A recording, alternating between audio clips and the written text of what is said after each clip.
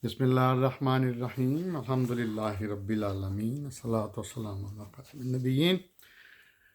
Dear friends, Dr. Abu Abdullah, you're watching my channel, Real Islam TV. We are discussing the mathematics. This is the third lecture on mathematics. We were discussing last time trigonometry, which is a branch of mathematics, and what are the contributions of Muslims, medieval Muslims, in the trigonometry. So, Khwarizmi, the Muslim mathematician, has made valuable contributions to this branch of mathematics also. His trigonometrical tables, which deal with the sine and tangent, were translated into Latin in 1126 AD by Adelard of Bath.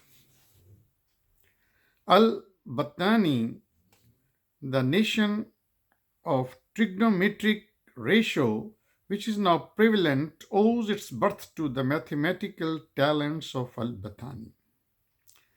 The third chapter of this astronomical work dealing with trigonometry was several times translated into Latin and Spanish languages. Jabir bin Afiyah is the author of celebrated book Kitab Ilahiyya, which deals with the astronomy and trigonometry. His book Kitab Ilahiyya says H. Suter is noteworthy for preparing the astronomical part with a special chapter on trigonometry.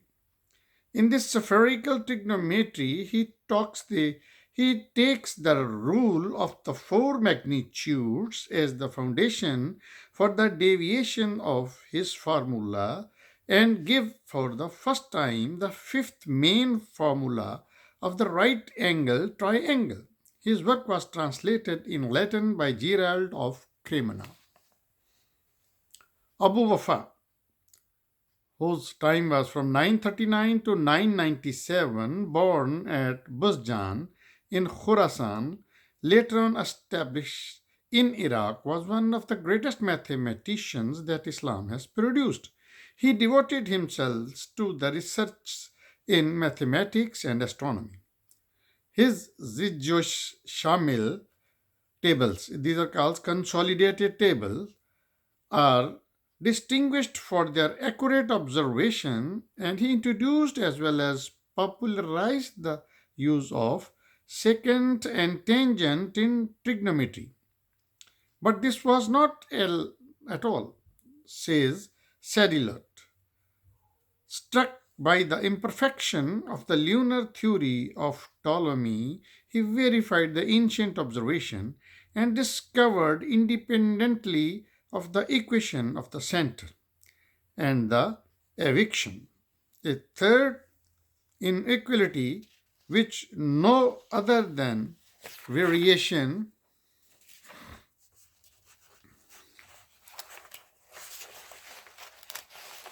variations determined 6 centuries later by Tycho Brahe. Abul Wafa was also an outstanding geometer who studied the quadrants of parabola and the volume of paraboloid. Writing in the Legacy of Islam, Kara de Vox says Abul Wafa's services to trigonometry are indisputable.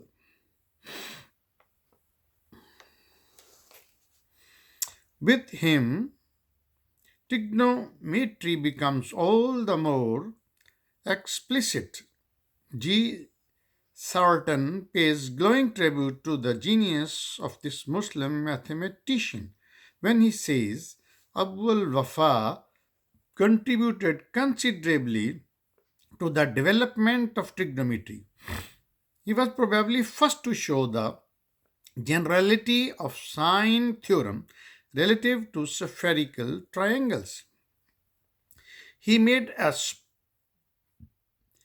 gave a new method of constructing sine tables, the value of sine 30 being correct to the 8th decimal place.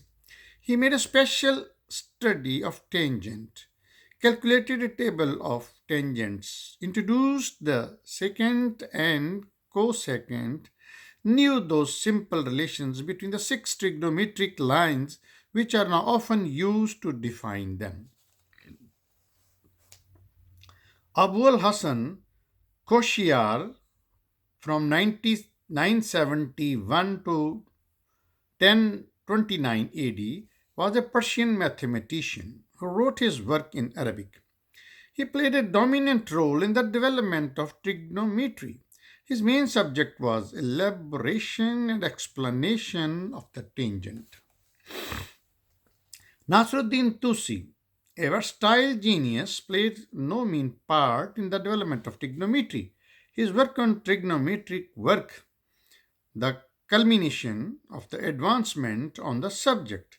He is the author of Kitab al-Shakl al-Kitab, in which trigonometry has been treated independently of astronomy. The book is very comprehensive and rather the best work on the subject written in medieval times. It was translated into French and edited by Alexander Cara Theodore in 1861.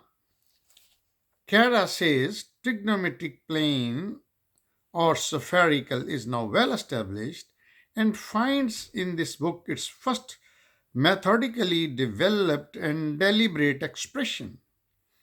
Nasruddin Tusi's book remained to the greatest work of its kind until the triangulars of the regiment 2 centuries later.